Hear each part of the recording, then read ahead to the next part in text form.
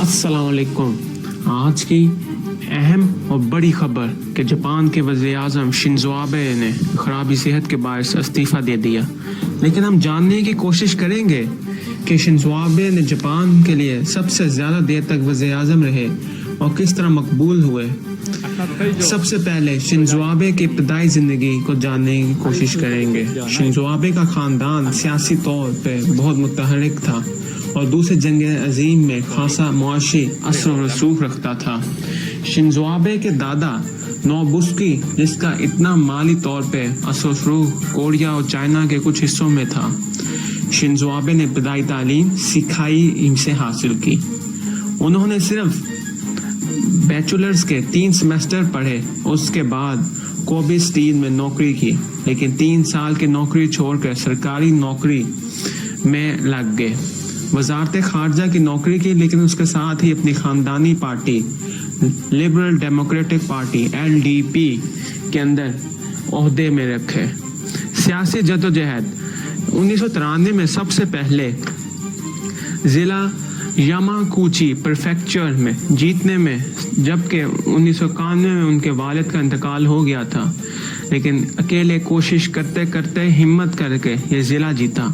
इसके बाद ये किस्मत बदल गई और 2000 से 2003 में वफाकी काबीना में थे और उसने पूरी कोशिश करके लड़कियों की तालीम पर पूरा जोर लगाया और लड़कों के साथ खड़ा कर दिया। और 23 अप्रैल 2006 में कुछ ऐसा हुआ कि LDP के सदर मुंतखब हो गए और उसके मुखालिफ ने बहुत कोशिशें की, लेकिन कामयाबी नहीं हो सकी। इसके बाद जुलाई 14, 2006 में 52 की उम्र के होने के बावजूद एक नौजवान वज़ीर-ए-आज़म मुंतखब हुए, लेकिन ये दौर सिर्फ 1 साल था। इसकी बड़ी वजह के पार्लियामेंट के अपर हाउस में LDP ने 52 साल बाद बुरी तरह शिकस्त हुई और अपर हाउस पे कंट्रोल हाथ से निकल गया। इसके साथ एक और भांड ये भी हुआ कि वजीर ज़राअत पर करप्शन और मुख्तलिफ स्कैंडल्स का सामना करना पड़ा। लेकिन बात इधर ख़त्म नहीं होती। शिंजो आबे ने दूसरी दफ़ा काबीना बनाई और 7 दिन बाद ही अगले वजीर ज़राअत का भी करप्शन और दूसरे मुकदमात में नाम सामने आ गया।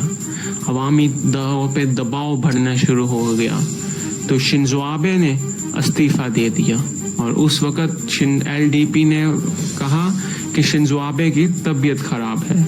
अलबत्ता वो अवामी दबाव था, लेकिन शिंजो आबे ने बड़ी कोशिश की, लेकिन 2012 के आम इंतखाबात में बार कोशिश की, लेकिन उसकी हमेशा शिकस्त उसका मुकद्दर सामना बना।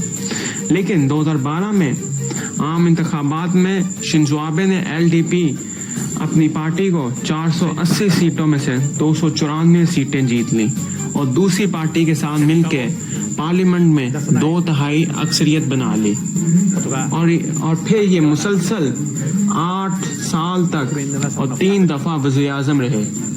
अब जानते हैं इनके लीडरशिप में जापान को क्या फ़ायदा हुआ और इकॉनमी जो बहुत ज़रूरी है। 2012 में शिंजो आबे की कोशिश थी कि 2% अफरात सर रखी जाए, या इन्फ्लेशन रेट जिसे कहा जाता है, और ये पहले 6 माह में ही मुकम्मल हो गया।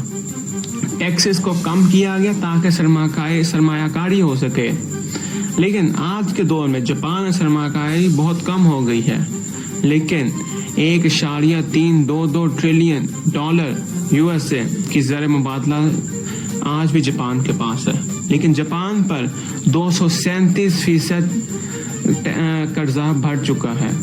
2013 में ईज ऑफ डूइंग बिजनेस में जापान का नंबर 27वां था और आज 2020 में शिंजो आबे के लीडरशिप में ये नंबर गिरकर 29वां हो गया, जिससे पता चलता है शिंजो आबे के शुरू के साल बेहतर थे और जापान के लिए, लेकिन अब जापान में भी मौशत रुक सी गई है और मेरे ख्याल से इतनी देर हुकूमत करने से हाल बेहतर होने के बजाय ख़राब होने लग जाते हैं, क्योंकि हमेशा दुनिया तब्दीली चाहती है।